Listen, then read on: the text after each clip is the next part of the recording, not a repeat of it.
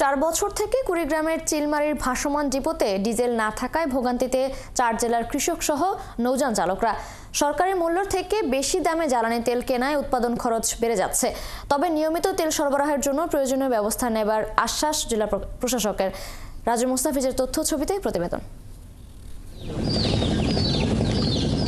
যমুনা ও মেঘনা অয়েল কোম্পানির দুটি ভাসমান তেল ডিপো থেকে অনুমোদিত 20 জন ডিলার সরকারি দামে জ্বালানি তেল কিনে খুচরা বিক্রেতাদের কাছে সরবরাহ করেন। কিন্তু এলাকার লোকজনের অভিযোগ, ব্রহ্মপুত্র নদের নাব্য সংকট দেখিয়ে তেল সরবরাহ বন্ধ করেছে কর্তৃপক্ষ। এতে 10 লাখ লিটার ধারণ ক্ষমতার বার্জ দুটি 4 বছর ধরে তেল শূন্য। এতে সেচসহ অন্য কাজের জন্য তেল কিনতে হচ্ছে বাড়তি দামে। তেল আসে না, কিছু নেই, আমরা তো এর সতী থাকি বসি খাই, বেতন তো সরকার দেয়। কেন যদি তেল পাইতাম আমরা চিলমারিবাসীর আমাদের অনেক উপকার হতো। কম খরচে স্বল্প মূল্যে আমরা খেত খামারি করি কিছু আয় রোজগার করে চলতে পারতাম। ডিপুটা চলে তাহলে অনেক লোকে ব্যবসা বাণিজ্য করতে আরো সুবিধা পেলে হয়। ডিরেজা চলতেছে, নৌকা চলতেছে, এই জ্বালানি তেলগুলো আমার বাইরে থেকে কেনা লাগতেছে চড়া দামে। তেল না আসার কারণ জানে না ডিপোতে নিয়োজিত শ্রমিকরা। কাজ না থাকায় বেকার হয়ে পড়েছেন 300-রও বেশি শ্রমিক। বেতন ভাতা পাচ্ছি, তেল কেন আসতেছে না এটা আমাদের অফিসারেরা জানে। তেলের ব্যাপার আমি কিছু বলতে পারবো না, তেল আমার না, স্যাররা বলতে পারেন ভালো। বর্তমানে ডিলাররা পার্বতীপুর, রংপুর থেকে তেল আনছেন। এতে পরিবহন শ্রমিক খরচ দিয়ে 1 লিটারে 2 টাকা বেশি পড়ছে, আর খুচরা বাজারে লিটারে 4 থেকে 5 টাকা বেশি দাম পড়ছে। চিলমারিতে নদীর নাব্যতা এবং বা ফতুল্লা থেকে যে জাহাজ আসবে, নদীর নাব্যতার আর কোনো সমস্যা নাই। তো এখানে ঊর্ধ্বতন কর্মকর্তারা ইচ্ছা করলে এখানে তেল পাঠাইতে পারে, তো তারা যে কেন পাঠায় না এটা তো আমরা বুঝি না।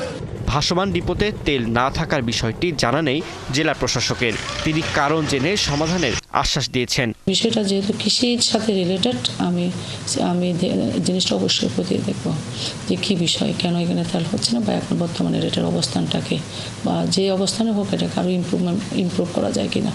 কুড়িগ্রাম জেলায় জ্বালানি তেল নিশ্চিত করতে 1989 সালে যমুনা ও মেঘনা অয়েল কোম্পানির দুটি ভাসমান তেল ডিপো স্থাপিত হয়। এই ডিপো থেকে কুড়িগ্রাম, গাইবান্ধা, জামালপুর ও লালমনিরহাটে জ্বালানি তেল সরবরাহ করা হতো। ফারদিন নীরব, 71। দর্শক, এ বিষয়ে বিস্তারিত জানাতে কুড়িগ্রাম থেকে যুক্ত হচ্ছেন সহকর্মী রাজু মুস্তাফিজ। রাজু, ভাসমান তেল ডিপোতে কবে নাগাদ ডিজেল সরবরাহ শুরু হবে, সংশ্লিষ্টরা কি বলছেন, আর কৃষকরা কতটা দুর্ভোগে আছেন, এ বিষয়ে কি তথ্য আছে আপনার কাছে?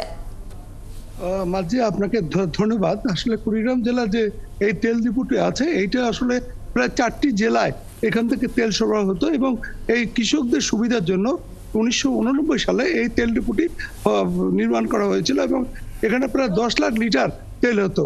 এখান থেকে তেল 4টি জেলার চরদ্বীপ অঞ্চলের বিভিন্ন জেলাগুলোতে এখান থেকে তেল সরবরাহ করা হতো, এবং এই তেলগুলো যখন যেত তখন মানুষের কিছুটা উপকার হতো। কারণ আপনি নিশ্চয়ই জানেন এই সময়টা শুষ্ক মৌসুম, এবং এখানে প্রায় সেচ চালিত দিয়ে ওই দ্বীপচরগুলোতে চাষাবাদ করা হয়, এবং মানুষের দুর্ভোগ এতে কিছুটা কমতো। কিন্তু প্রায় 4 বছর থেকে বন্ধ হয়, ওখানকার মানুষরা এই তেল পাচ্ছে না। এখানে মানুষ তেল নিয়ে আসছে রংপুর ডিপো এবং পার্বতীপুর ডিপো থেকে।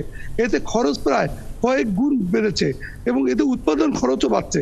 আমাকে ওখানে বলেছেন প্রায় 20 জন ডিলার, যারা নিয়োগ ছিলেন, তারা বলছেন যে আমরা এখন বিভিন্ন এলাকা থেকে তেল সংগ্রহ করে চরের মানুষদের কিভাবে কিছুটা সহজভাবে তেল সরবরাহ করতে পারি সেই চেষ্টাই আমরা করছি। তারা দাবি করেন যে সরকার যদি এই তেল ডিপো দুটি চালু করে, মেঘনা এবং যমুনা অয়েল কোম্পানি যদি আবার চালু করে, তাহলে চরের মানুষদের দুর্ভোগ কমবে। কারণ চর অঞ্চলে শুধু সেচ পদ্ধতি নয়, এবং এখানে ট্রাক্টর, নৌকা সহ বিভিন্ন যানবাহন চলাচল করে এই তেলের উপরে। কারণ 4টি জেলার কৃষকরা এই তেল দিয়ে তাদের যে সমস্যার সমাধান করতেন, কিন্তু বাস্তবিক অর্থে এখন পর্যন্ত সেটা তারা সমাধান করতে পারে নাই। কৃষকরা বলছে যে তারা যে তেল কিনছে, তারা প্রতি লিটারে 4 থেকে 5 টাকা বেশি দরে তেল কিনছে, এতে তাদের উৎপাদন খরচও অনেক বেড়ে গেছে। এইভাবে তেল যদি বাড়ে, তারা সরকারের কাছে দাবি করেন যে এই যে তেল ডিপোটি করা হয়েছিল, এটা যদি পুনরায় চালু করে, তাহলে মানুষের ওই দ্বীপচর অঞ্চলে মানুষের দুর্ভোগ কিছুটা কমবে। তারা আশা করছে এটি কমবে। আমি জেলা প্রশাসক নুসরাত সুলতানার সাথে কথা বলেছি, উনি আমাকে বলেছেন যে আসলে এই বিষয়টি তিনি কিছু জানতেন না, তবে এখন তিনি জানলেন এবং তিনি এটা ঊর্ধ্বতন কর্তৃপক্ষের কাছে আবারও তিনি এটা জানাবেন যাতে পুনরায় তেল ডিপুটি চালু হয়।